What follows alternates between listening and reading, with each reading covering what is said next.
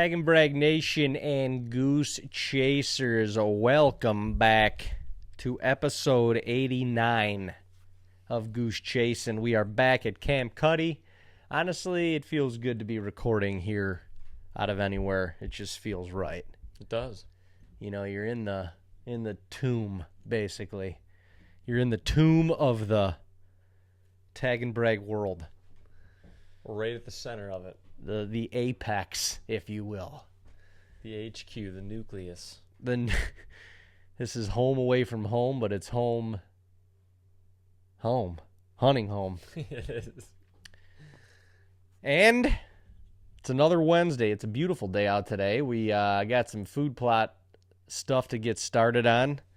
Dino's got a laundry list of stuff for us to start doing for food plot cronies. Got some exciting stuff coming up down the pipeline in the next couple of weeks. We got some brand new food plot equipment that we get to be utilizing and testing out, which is pretty exciting. That is. A lot of stuff we haven't seen, don't even necessarily know what's coming yet, but Or how to use it.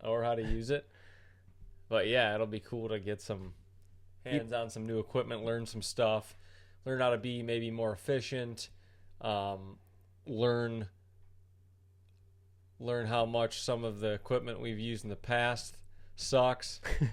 Well, to go off that, what I think is pretty sick is, you know, before we even had this house, before we had any of the land, you know, behind the house that we call the Ponderosa, when it was just 85 acres across the street where we grew up hunting, you and I were the ones that, you know, we always did like tree stand work. We always did, you know, little summer prep work, cutting paths and stuff like that to get ready. And it was every year, it was always the same spots. Like you were checking stands, making sure straps were right, making sure lanes were cleared, but it was always just the same spots when we were growing up. And what we've turned that into is pretty insane. You know, like literally how it evolved from, I mean, we had like a little 40-inch cutting deck on the back of a four-wheeler that you and I would drag around in any open area that we had just to cut the brush down and call it a food plot. Yeah, not to mention the first thing that had to go through the brush was the four-wheeler or the side-by-side, so we were just destroying that. Oh, yeah. You know, because you weren't backing that thing into anything like you would a brush hog or anything to clear. Right. Anything. You had to run over any of the brush with the four-wheeler first to run over it with the cutter. Yeah, it was pretty funny. But, yeah, we were, like, creating little mini food plots with that thing. We thought we were. And then the second stage of that was once after a year or two of those areas being cleared, we would just take the four-wheeler and do donuts in those areas to make like bare dirt and then throw that Disc like it up. throw and grow seed to which have a pretty much just grass. quote unquote food plot. Yeah. Oh yeah. I mean, if that. And then, you know, that evolved to, I don't even really know what like the next phase would have been. I guess the next phase would have been we started contacting neighbors and anybody with tractor equipment that could just come help us out and like actually tilling and clearing, plowing those areas. Yeah, the first thing we had this guy come plow a little bit of our property, and we realized that after 2, 3, or 4 different people came in to do some of this food plow work for us, only to basically never be heard from again. We realized that we had a lot of rock in our property, and I think it was damaging some people's equipment, which they would never tell us about. They would just leave and be like, I'm not doing that again. But we literally, one year we had a guy plow our property. Maybe he plowed, I don't know, 3 acres. Not even, dude. Not even. But that's all he did. He didn't disc it. He just plowed it. And I don't think he knew how to plow, but he was plowing into the Earth's mantle. I mean, he was going to China with these plows. Oh my gosh. It was leaving 3-foot ruts, and he literally plowed the food plot, or 2 of them, and then we never heard from him again. It never got dissed. It never got. It was left plowed. It was horrendous for a couple of years because it was so uneven. It was almost not even discable. It was a solid 2 to 3 years before we could knock down those mounds. It was like moguls. The funny thing is that same year, because it was all exposed dirt, we went in on top of the plow. Yeah, on top of the moguls. Turnips, and some of it actually grew. And there would be deer tracks all up and down those moguls. Insane. And then we finally got to where we could borrow, a tractor. Yeah. Somebody that wasn't from around here. And we were doing the work. Yeah, so we kind of knew what we needed. Well, we felt we knew where rocks were and stuff like that. And it took us a couple of years, but we finally got things kind of leveled back out a little bit. Once we got our hands on a tractor and a plow and some discs, we realized, okay, this is what we need. We could do this. Right. And then eventually started looking for our own tractor. Yeah, we got the first smaller Mahindra and did a bunch of work with it. And then now we have 2. We got a bigger 60 horse and bigger implements, bigger attachments.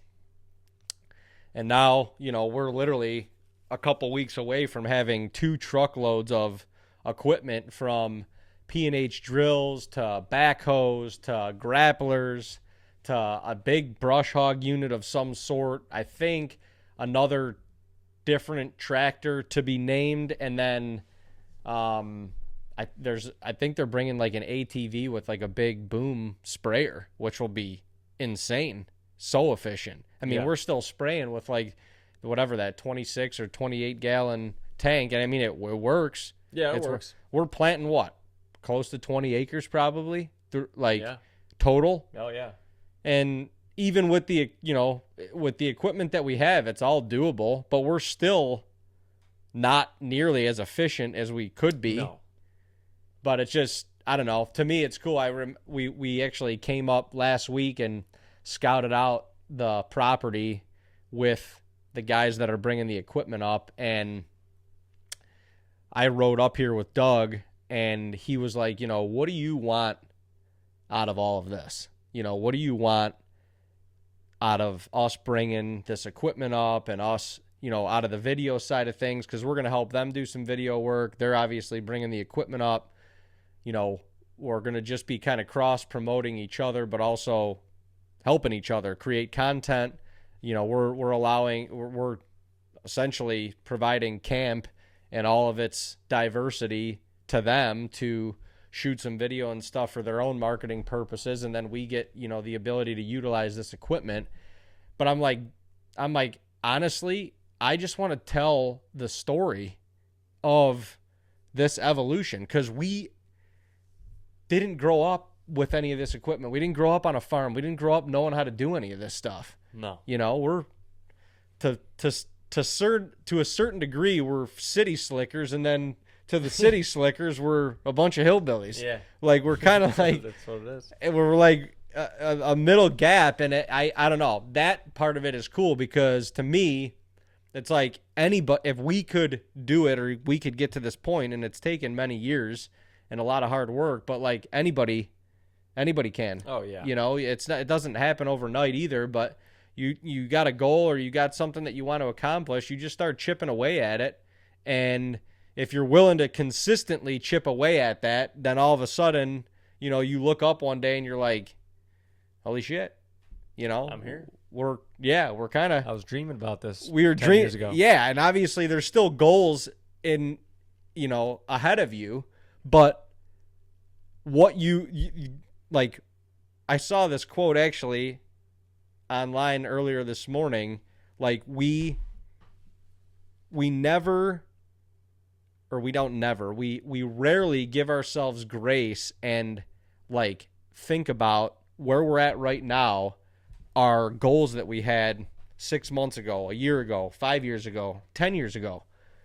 And you never sit in that a little bit. And I don't know what that means, but I guess it means like the goals that are out in front of you a little bit more, you know, you're sitting here and you're still like, like there's still more that I want to go get. But when you get that, the next thing's going to come up, and the next thing and the next thing. So I don't know. It's like Matthew McConaughey said in that one speech. I think it was at like the Grammys or something. Or no, Grammy. I don't know. One of the award shows.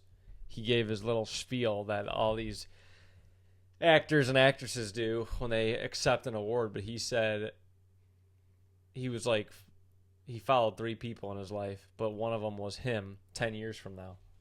You know? Yeah. That's what he said. He's like, he said 3 things to chase. And we always talk about the chase. Life is about the chase. Goose chasing. But he said one of the things he chases was him 10 years from now. And like, that's his hero. Him 10 years from now. And he's like, it doesn't matter where he's at in life. He's always chasing himself 10 years from now. He's like, I'm never going to catch him, but I'm always chasing that. Yeah. I'm always chasing that dream that I want to be. Right. 10 years from now. I don't know. I always relate to that. Yeah. And you it's never like, you never like realize, am I where he was 10 years ago, you know, or like where I'm trying to get to some degree you are. You got to be. Yeah, right. Yeah. No, you are. That's why. But most people are always thinking about that person. They're thinking about that person. Yeah, and when I get there, I'm going to be good. Yeah. Like you're going to be able to like, I don't know. Yeah, but life is always about, at least if you have a certain personality, it's always about, again, chasing. And you're never satisfied. When you get to these points, I mean, like we've talked about 20 years ago, we literally dreamed of having less than what we have right now. Way less. Like way less. Food plots. I mean, I was dreaming of having like 2 food plots and just being able to hunt on them. And maybe like a box blind or something that you could go to, and a little extra land, and and it just evolved into this because every couple years your aspirations keep growing and you just keep chasing it. Yeah. And you keep growing it. Yeah. Yeah. Because my dreams 10 years from now are they're probably insane. At least in terms of like my camp dreams. You right. know? Like I want to own the county pretty much. Right. Yeah, I know you do.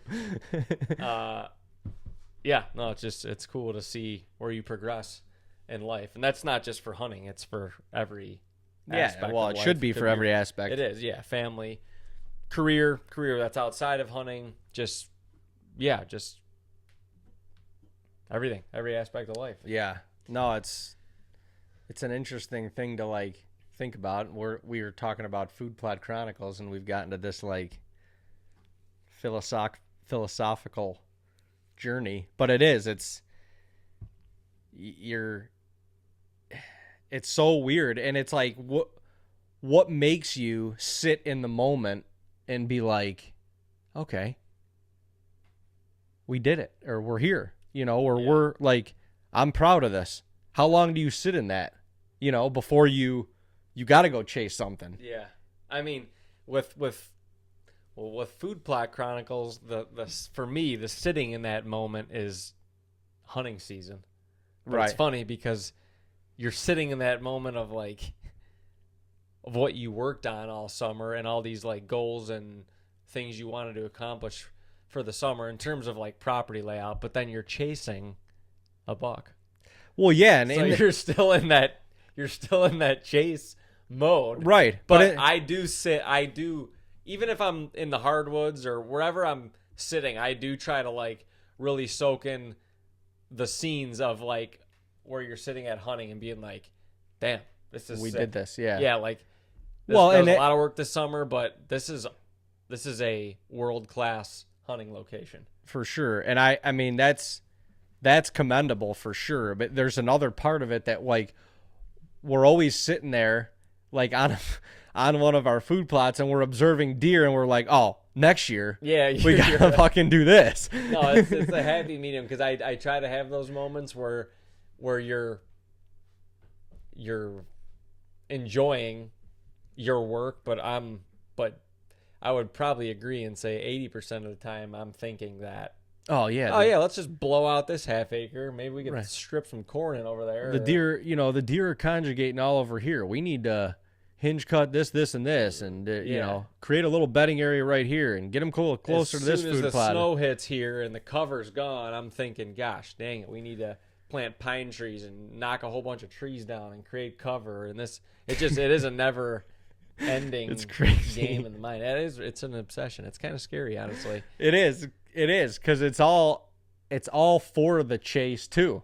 Yeah. You're chasing something for the chase to make the chase better or Yeah. to make it more successful. But most of the time, like if you were to go in and next year you shoot you kill a target buck on like opening day or the second day of the season, like it's kind of a little anticlimactic because now you got 5 or 6 weeks here in New York where I mean, obviously we all hunt together, so it's a little bit different. It's a team thing, but it's when you have that tag filled, and I could feel this in turkey season even this year. Once I filled a tag, like there's just kind of that like Your mode switches. a little bit. It's less. You can't chase anymore. Well, yeah, and I still could. Yeah. But I want you to get one. I want I want other people to get one, and I was fortunate or unfortunate enough to be up here by myself when a second opportunity presented itself. So I tagged out, and that was even a weirder feeling because now it's really over for me. Like it's chasing. like Yeah. it's like the testosterone is gone. My rack fell off, and I'm just like You don't have a choice. hanging it up for the summer. Yeah. So I'm like, it's so weird, It's like you do all that work, and like you go into opening day and you want an opportunity. Like opening day, you go in. I mean, I do. I go in every time, and I'm like, this is it. Yeah. I'm not going in if I'm not thinking I'm going to put myself in a position where It could happen. And if I don't have the confidence that like there's a deer in the area that it could happen, then I'm going to a spot where I know that anything could happen at any time, and in different parts of the season that changes, but on opening day, you go in there wanting it to happen. It happens. And then you're like, huh, Holy shit. All that for that. It was just that. And not that it's not like only that, or not that you're thinking, oh, it's all that for only that. It just happened really fast. Right. You just did a long span of hard work for something that happened really fast. Yeah. Well, exactly. And it's like you could relate that back to McConaughey. It's like, you're chasing that guy 10 years from now. Well, when you quote unquote get there, and all of a sudden you're like, oh, well, now what? Now what? Yeah. Now what? No. That's why I think as hunters, it's so important for us to pass along the tradition. Yeah. Because that allows us to say now what, and that's the what. Yeah. Like pass that shit on. It is. Take somebody else. Get somebody else to shoot a bow. Yeah, and like going back to Food Plot Chronicles, there's, I don't know, to me, the way, to me, there's no better thing in life than owning a piece of land and getting to work it. And I'm like, it gets, I think in the hunting industry, it gets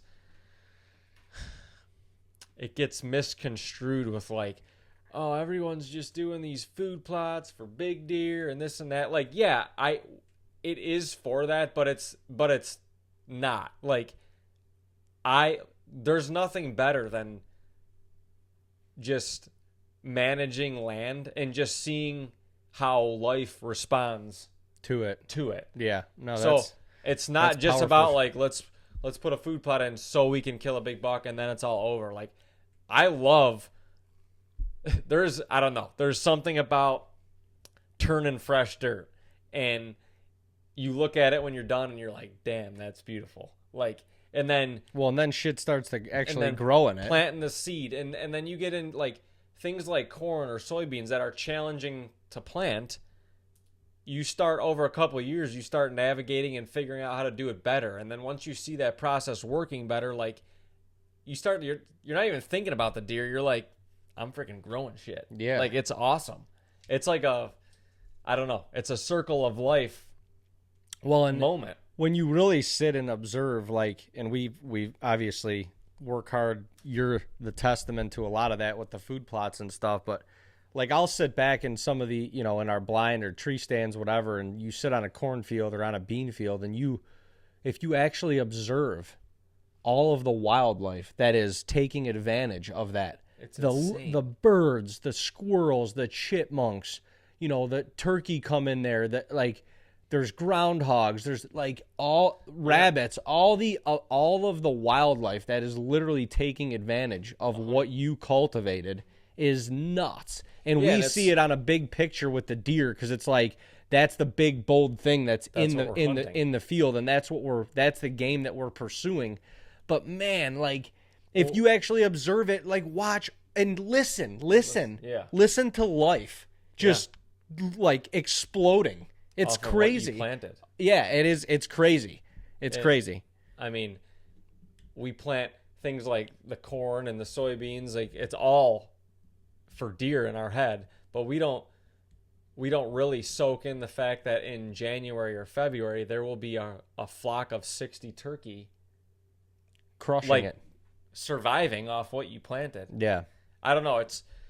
And then you take a next step of not even with food plots, just with, timber management and just woods management, apple trees and beaver dams and all the stuff that you're kind of manipulating or helping to create like health and flourishment, if you will, in your property. I don't know. It's really cool to me. Something as simple as like, we have this pond behind camp and growing these huge bass, and then in March all these wood ducks are just living in that pond. I like love going up there and just, they're gorgeous. Yeah. Like birds. Well, and just seeing them thriving on what you created. Right. I don't know. It's pretty badass. Well, yeah, because when we got here, I mean, that pond was pretty much like a dirt puddle. Yeah, it was overgrown. There was no fish in it. There was no wildlife in it. Therefore, there were no birds in it. Right. Like that. It's all a system. Right. And exactly. Yeah, I don't know. There's, like I said, if you're an outdoorsman, there's just nothing better than owning a piece of land, because you can do what you want to it. It's nature, God's creation. It's like it's traditions that have gone.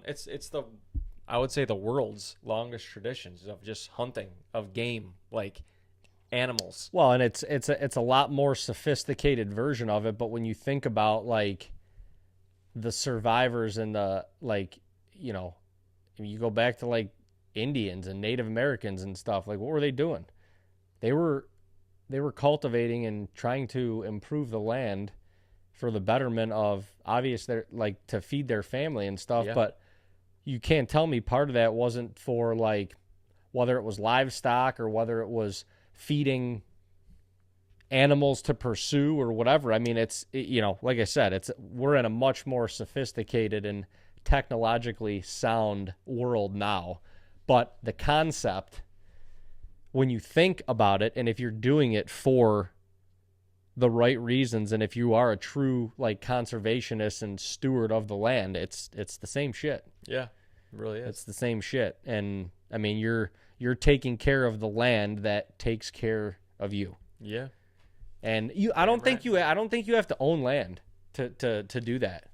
You don't have to. I just personally think there's nothing better in this world than it's your dirt. Yeah, no, I mean, I like, yeah, you can lease, you can get permission, this and that, but there's just, to me, again, I'm my own me, but yeah, there's nothing better than this is my dirt. Like, I can manipulate this dirt however I want to, and no one can tell you. No one can tell you no, and like, yeah, I don't know. It's just a different feeling. It really. Buy dirt. Who sings that song? Luke, right? Yeah, it is. American Idol. God bless, Luke. Buy dirt. It's good. Good stuff. Plant trees. I mean, shit. Yeah, we've planted apple trees, oak trees, pine trees, and they're like some of them. Chestnut. Yeah, some of them we planted, 5 and 6 years ago. It's crazy. You kind of plant them when they're small, and so you don't. A couple of years go by and you don't think about them. Then all of a sudden you look at them, you're like, holy shit, that thing's like 6 feet tall. Yeah. It's best time to plant the tree was yesterday. Oh, goodness gracious, Food Plot Cronies, here we come. When do you get excited for deer season? Like, are you already excited? Yeah. You are? Yeah. I get 2 weeks into turkey season and I stop caring. Not that I stopped caring, because I still, I went out this morning. I didn't actually go hunt, but I listened for birds. I'm like, if there's something gobbling, I'm gonna go after it. But it's crazy how fast my switch flips to honestly, from pretty much all of April, I'm pretty gung-ho on I'm keeping an eye on turkey, and I'm like, I can't wait for that. But then 2 weeks go by into the season, and I'm like, all right, you see everything greening up, and everything already gets ahead of you so fast. And the work, you mean? The work does, yeah. And I'm just like, I have so much to do, and I start to flip the switch. And as soon as I start doing deer chore work, it's on. It's on, yeah. It's yeah. You're thinking about it, and we still got trail cameras out, and there's nothing that you're gonna see right now that might get you super excited, but you see a little bit of antler growth here and there, and it little just starts nubbage to get you fired up. Like, oh man, the growing season happens very fast. Deer antlers grow very fast. Usually that stuff, it's probably about a month from now, and then we'll start getting excited about deer. Right. Specifically, I should say.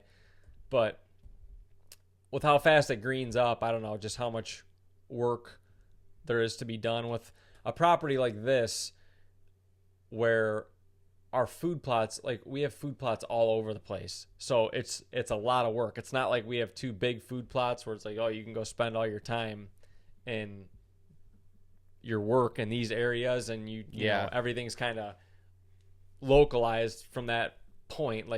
We got stuff everywhere, and they're all different food plots. So it's like, oh man, clover plots, now they already need to be brush hogged and cut, and then they're going to need to be sprayed. Our grain plots they needed to be sprayed last week so that they can take 2 to 3 weeks to die off, and then you can start turning them.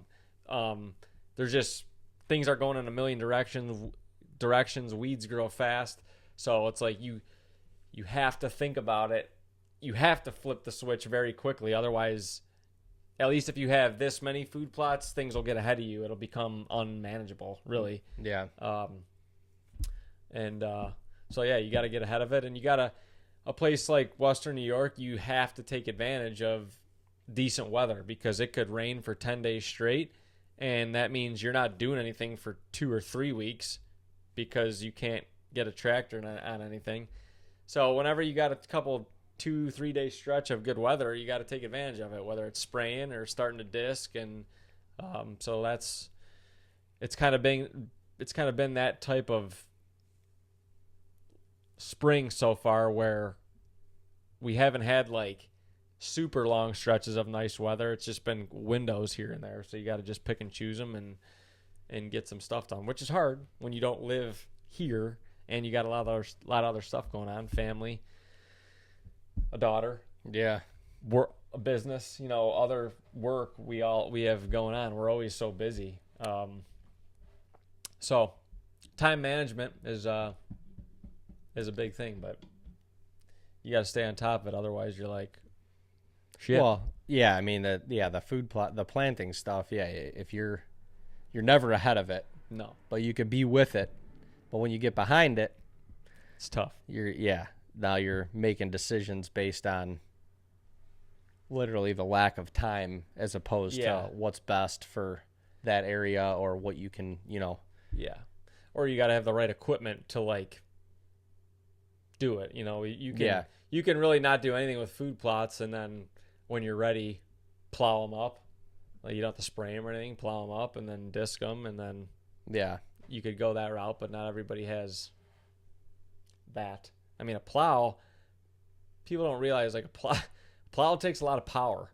Yeah. And even a bigger, decent sized tractor, like a 2-bottom plow, at least, if you're doing a small plot, fine. But you start doing bigger plots, and that's a lot of time. A lot of time and a decent chunk of fuel to get things plowed up in a timely fashion. I would agree. I do love plowing up some dirt, though. You just love moving it. I know you do. Love moving that. Figure out something to move with that tractor. Yeah. I like being on that tractor too. It's very therapeutic. Very therapeutic. It is. It's if you're looking for I call it the soul reboot. Life is very fast paced, and it's all between the ears. Everyone's overthinking social media. Everyone's freaking just like going a mile a minute in life in general, but in their head. We're always like being critical of ourselves. One step ahead of ourselves. We're not living in the moment. We're not, like, literally, you're at work and you're thinking about what you're going to do for lunch. You're at lunch and you're thinking about what you got to do for the afternoon at work. You're working in the afternoon and you're like, what am I going to do for dinner? And then at dinner, you're like, yeah, what am I going to do tomorrow? Like, it's always... No, I mean, you're always thinking about the near future, and you're not really, like, fully... present in the moment. And farming, I should say, or food plot is a time where you're like locked, you're in the moment. Yeah. No, I mean, being on a tractor, you can only go so fast, and there's a certain amount of field to either brush hog or plow or disc or whatever, and you just gotta do it. Be with it. And you can't, like, you're working equipment. You have to be paying attention 100% of the time. Right. You're not like it's on kind a of tractor, like looking at your phone. Number one, we have zero service outside of this camp right here, pretty much on the entire property. So we can't be doing that anyway. But you're always focused on something. You're always looking back at the tiller, the brush hog. You're always looking forward to where you're going. You're working the unit. So you are fully there. It's kind of like shooting a bow. Yeah. You got to just be locked in. You got to be present. Yeah. That's why I like doing both. Yeah. Because you got to be there. You do. And if you're not there, you're subject to hurting yourself or the equipment. You're subject to not shooting good at all and getting frustrated. And yeah, I mean, same thing with a tractor. If you're not locked in and you're just sitting there daydreaming, like, and you're tilling, the next thing you know, you got 100 yards of barbed wire. Bob Dwyer wrapped up in the tiller, and you're just still putzing along like, why does this thing sound like shit? This thing's a piece of shit. I've never done that before. Dave's never done that. Ever. I've never. The neighbors' cows are all out, and we're like, what the hell's going on here? Tiller's a piece of shit. It sounds like it's got a rattle to it. Oh, man. But there's a very high value to mindless work. Even if it's for like a couple hours, it helps. You release, and then you can come back to crazy life. Well, and you come back to it, and you kind of like ease your way into it. Like, it's slower a little bit. Yeah, it's slower. You're relaxed. Right. And when you're done with the mindless work, you look back at the field like that you just worked, and it doesn't matter what it is. If it's brush hogged clover, I always get done with it and I look at it and I'm like, hell yeah, like this is gonna be awesome. I did that with the corn. I was brush hogging the corn last week, and I got done with it, and I'm like, it's so rewarding. Nice. It's quickly rewarding. Yeah. Yeah. Like, and I'm like, and all the while, like, I'm on the tractor doing the same, I'm in the moment, but I'm like, all right. I'm like, if we, I was in a field where we want to move one of our hard shell blinds, like literally all the way to the other end of the field. I'm like, if we do that, but we strip corn in right behind it, we could plant like a pretty good strip of brassicas right in front of it. And that'll allow us to bow hunt it, but also access it good. And then we'll still have all the corn behind that. And it'll be an easier accessible blind for early, middle, and late season. And rifle season, it'll definitely not disturb anything up in the corn. But then you got the brassicas down in front of it to bow hunt. I'm like... And then you start driving a little faster. I'm like, yeah, this is a good plan. But these are all things that you think you can think about, like when you're away from the property, coming up with these plans. But when you're there, it kind of when you're on a specific field and when you're spending time on that specific field, you're forced to be there. Yeah. So you're.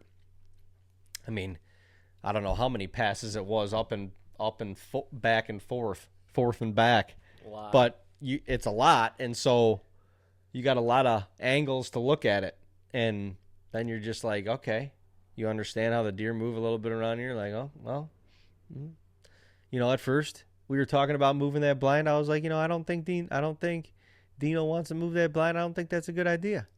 And then I spent some time on that field, and I'm like, that's a pretty damn good idea. Now I see it. I've seen it from every angle. If we strip some corn back in here, then all of a sudden we can slip in and out of the back door, give him the old Dino special. I'm like, he's kind of up to something right now. That's a pretty good idea. Oh. But, yeah, I don't know. I'm kind of more in the moment right now with deer hunting. Like, I'm not jonesing right now, and I'm good with that. I'm good with that. Like, I know I still got to spend a lot of time with my bow. I know that we've obviously got a lot of work to do here. We've got other places to figure out. Like, our fall schedule is not like completely, set in stone yet. There's still some open-ended things going on there. So I'm not like, I don't know. I'm not like jonesing yet. I'm still kind of coming off of turkey season too. Yeah. Still kind of. And I guess when I say jonesing, like I'm not necessarily jonesing to shoot a deer. I'm just jonesing to. It's really just start doing food plots. Because I could. Yeah, I mean, it's going back to like what I was talking about before. I could work a property and put in food plots and just enjoy that whole process and the rewards of it and the satisfaction of it, and not hunt, and I'm good. Well, you would want to hunt, but you wouldn't have to kill anything to be satisfied. Just sit there and I could just sit there and watch the work unfold. Yeah. Watch the work. Watch the work. Yeah. No, I know you could do that. That's what makes you so special. Well, when you do a lot of that work, and especially on all different angles of the property, I don't know, you just become attached to it in a different way. That's like, well, and you do become you're a part of it. I don't know. It's really weird. You're just like Well, I think that's and to nobody's real discredit, like the hunting world has, the whitetail world, I should say, not the hunting world. The whitetail world has become extremely possessive, yes. To a fault to some degree, but to nobody's fault. Like, that's why, people are putting in that hard work, and not that they, some people think that all the deer are theirs, and that I think that's a flawed view, or a flawed, that's just flawed. But to your credit, like, you look at it in a different light now. And so when somebody else or a neighbor or neighbor's neighbor or whatever, shoots a deer, I think for us, we're happy for anybody that sure, yeah. gets something. But then there's a little part of you that's like, oh man, like, he was eating on this food plot all summertime. I would have loved to have seen him doing that again next summer. What would he have looked like then? Or yeah. And that's just probably the curiosity in you, and wanting, That's the steward of the land wanting the land to reap, or the land and the animals to reap all the benefits. Yeah, it is. Which is interesting too. Yeah. And I honestly, I really try to not get like connected with like a deer specifically. Well, we've done that in the past, and it only hurts. It's not even fun, honestly. Yeah, it only hurts. And don't get me wrong, I'm hoping there's some certain deer on this year that we can go after. But I said this last year about a couple deer at the beginning of the season. Like, I'm already writing them off as gone. Like, they're gone in my head. Yeah. Because I'm not going to sit here all season. Well, and you're talking about deer that you would want to pass up. Yeah. You would want to live another year. Yeah. You're not pursuing, essentially. Yeah. I just write them off in my head because I'm like, I'm not going to sit here and worry about them all year. That takes the fun out of it. Well, that kind of gets, that's the Matthew McConaughey, chasing something that's a year or two from now that you don't have control over. Yeah, and then it just creates stress with with this. I mean, people call it a sport, this activity. It's a privilege. This tradition that doesn't need to be there. Yeah, I agree. That you shouldn't be doing this to be stressed. Like, oh, where's this deer? I hope he's like, every time I hear a gunshot, like, oh, I hope it wasn't so-and-so. I hope it wasn't so-and-so. You can't hunt like that. That's, even if you don't say it, that's becoming possessive. Yeah, and when you're making decisions in your hunting world on the defense to make sure that somebody else doesn't, or you can block, or that's completely taking the essence out of why you put in all that hard work in the summertime. That's completely taking the essence out of that. It's not even fun. That's why I think I just like to get so wrapped up in the growth season, because I just like to watch. Like, you could get deer come in, and they did this year, like snow hits, and there's deer coming that we haven't seen before, like coming into your food plots that are relying on them now. Right. I don't know. It's just it's a cool process. I mean, something down to these does we're just seeing in the last couple of days, a couple tiny fawns just dropping, and it's cool to see them using part of the property that you've maybe done some work to. They're going to use that to raise their young. They're going to rely on it. Yeah. Whether it's these clover plots that we have right now, they're relying on that food source, that protein, some of the cover that we've created to hide their fawns. Like, I don't know. It's just it's a full year process. And I know hunting season it's long, but it's super short. And I just like the entire year of it. I like seeing how work helps wildlife literally every month out of the year. Yeah. Amen. Well, I think that's a good place to snip the cord. Shut the hell up. Go get some work done. We got a sunny day, and it looks like the next 7 days anyway might be pretty shitty. So get to work. Get to work, boys. Get to work.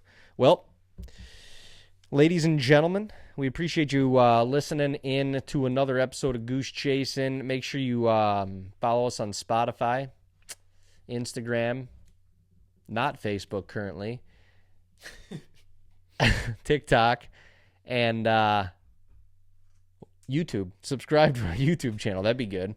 That'd be good. That's probably the most important thing. Right now, our Facebook page is MIA, somewhere in the meta universe. And it doesn't exist anymore currently, which is a tough pill to swallow, and maybe something that we'll touch on here in the near future. But if you want to do anything for us right now, you should go subscribe to our YouTube channel and tell your friends about it, because right now that's all we got. Yeah. That and Instagram, pretty much. Please support us in that avenue. In that endeavor, because we took a pretty big hit here yesterday. And we're working to combat that. But for right now, we are no longer a part of the meta universe.